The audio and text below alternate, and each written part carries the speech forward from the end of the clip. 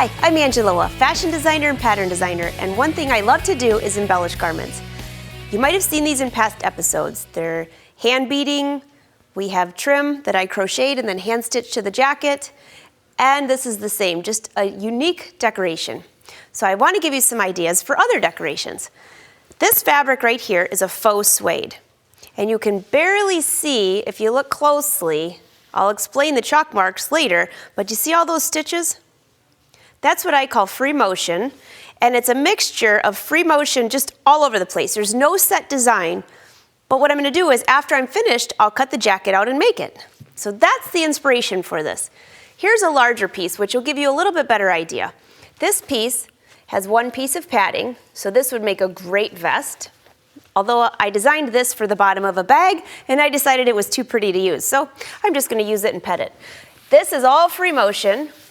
And I drew the design out, and then on this part here, this is just quilted with a decorative stitch. A few more ideas for you. So the first thing I want to do is I have my pattern here, and I want to chalk out the design. Well, how do you do this? It depends on the size of your pattern, and it also depends on where you want to do the embellishing.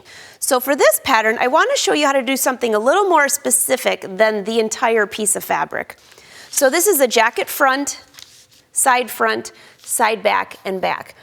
I could use it as a vest, or I could attach the sleeves, but the table's not big enough, so we'll focus on the jacket body. What I'm going to do is, you can't fold the fabric in half. I'm going to chalk each design in just with one flat. Now I'm just going to free motion this because what you're going to do is after you do the design, you'll lay the pattern piece back on to make sure the fabric didn't shrink at all from the quilting. It probably won't, but it's better to be safe that way. So I give myself a basic guideline. And this is just Taylor's chalk. It brushes off when you're finished. You could also use the kind of chalk that when you press it, it goes away. Just be careful that it doesn't damage the fabric. And also, if you have to press your fabric, it disappears. So I find this to be a little safer. And I'm just going to chalk in a couple of these and then move these out of the way so you can see what's going on.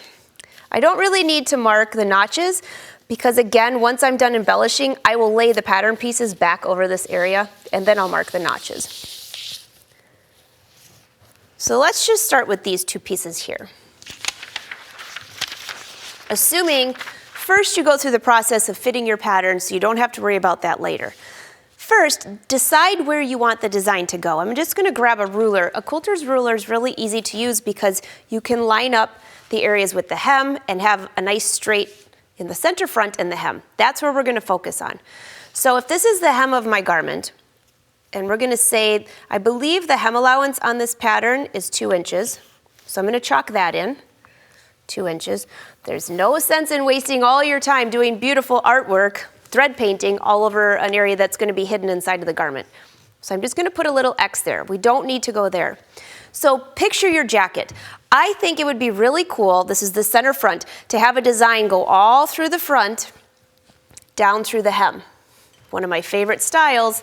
So let's say we want to go 4 inches. So I'm going to measure 4 inches from here to here. And then I'm also going to do this 1, 2, 3, 4 across this piece. I will do the same for the side back and the back.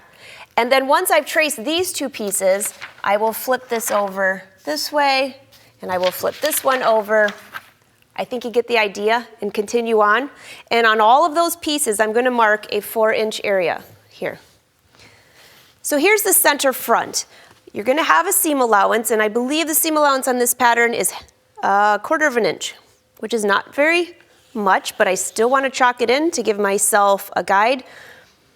The more markings you give yourself, the better opportunity you have for designing it with a nice flow. And the other thing is, depending on how you're going to do this, if you're going to do free motion, if you're going to do embroidery, this will give you a really good guide. So now I'm marking 4 inches from the front. Looks pretty good. What about the shoulder area? It's your choice. You're the designer. So what I'm going to do is, let's see, why don't we mark 4 inches? 1, 2, 3, 4. From here, that gives me kind of a guide. And similar to facing, how it kind of curves, why don't we just make that a nice little curve right here? So this jacket does not have a collar, so I could embellish all the way through here, down through the hem area, and all the way through. I would do the same with the sleeves, a bottom area on the sleeve. So are you getting the idea? You could also do all the fabric, but this will be more fun, at least for this project. All right, so what are you gonna do about a design? You have a lot of options. For this fabric's a little dark for it, but if you have a light box, you can put a light box underneath and trace a design, something that you've printed out or you purchased online. And I'm going to just give myself a guide just to follow. Remember, this is free motion. So there's my pattern. Here's my seam allowance. You should mark your seam allowances in here.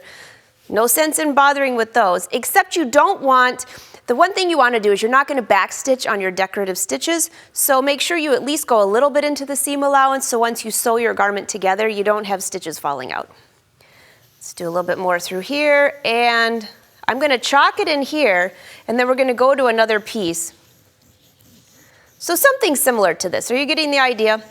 If you want this to be exactly the same, then I would use computer software to lay out my design, but I'm going to do this free motion, so if it matches perfectly, it doesn't matter because I'm the artist. Looks great.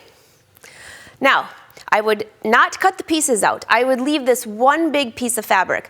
If you're going to be doing this on a sewing machine with just a small frame, then it might be different. But it's easier if it's all in one piece. There's no backing on here. This fabric, this is just a denim. There's no backing. For this red piece, there was no backing. If you want quilting, it's your choice. What I've done here is I've put my machine on a frame, and I'm able to design from above. I'm just going to grab my chalk here. So if this is my side front and side back, which I just showed you there, you can see the pieces are chalked in, just like this. There's my hem allowance. And I wanted to show this closer on a piece of red fabric. The same design that we just did. Let's just say I want to do something similar to this. Now, if I'm going to cross over or if I'm just going to do quilting, it really doesn't matter. But I'm going to just give myself somewhat of a guide. I want to stay in that area. So all I'm going to do is just start stitching. And I can go around following the design that I've already created with the chalk, or if you chalked in a more intricate design, you can change colors. Notice I'm trying to get right to the edge, and I'm staying out of the seam allowance.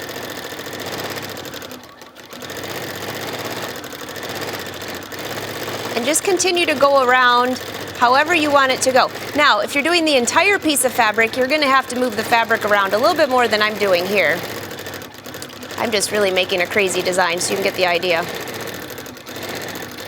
And when I get up to the top edge right here of where I've chalked, remember that's kind of a base of as far as you want the design. So if you're going to be wearing this jacket later, it's going to look like this is part of your fabric, because once you sew all your pattern pieces together, the design is going to be 4 inches from the hem all the way around. So I'm just going to kind of make this a little wider at the end to finish this side here. Does it have to match? It's your jacket, it really doesn't matter.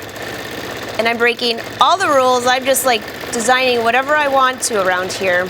And I just want to finish one section and show you something. Looks pretty good. I'm going to just stop and cut my thread here and move it out of the way. So if this was the side front, one thing that I would not want to do is I would not want to have this here. I would want to start the stitch closer to the side seam. So that was my fault. So keep that in mind, and notice how I ended the stitch in the side seam. So when I'm cutting this out and sewing it together, the little ends will not show, number one, and number two, you won't have to worry about the thread coming undone. When I'm finished with this, I could change colors. You could do applique on here. How about couching? All of these things would be optional that would look fabulous on here. So if this is the side front, I would want to do a very similar design on the side back, the back, just like I mentioned. So what I've done here is put the fabric in, and I will do all the areas that I have marked. I'm going to have to continue to move the fabric to be able to get to the center front and the sleeves. So I'll just keep going around, and when I'm all finished, I'm just going to go to one more section here and show you one other idea for you. You got to love creativity with a bunch of ideas. Here's one if you really wanted to do something with a different color thread. Now this is not a straight line, but you could do straight lines and add another piece of fabric. That trim would look just like a high-end jacket.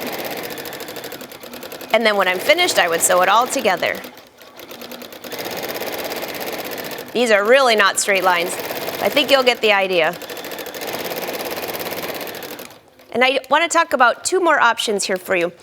If you don't have a place for your machine to set into a frame like this, you could take an embroidery hoop or just a flat hoop and make your fabric really tight. The key is that you have to have your fabric tight when you're doing this stitching, otherwise you have to put stabilizer on the back. On the back of this fabric, this is a denim, there is nothing back here. So I'll be able to stitch the entire garment, cut it out, and sew it together. So I hope this gave you some great embellishing ideas. Have fun with this one. Creativity's endless on this.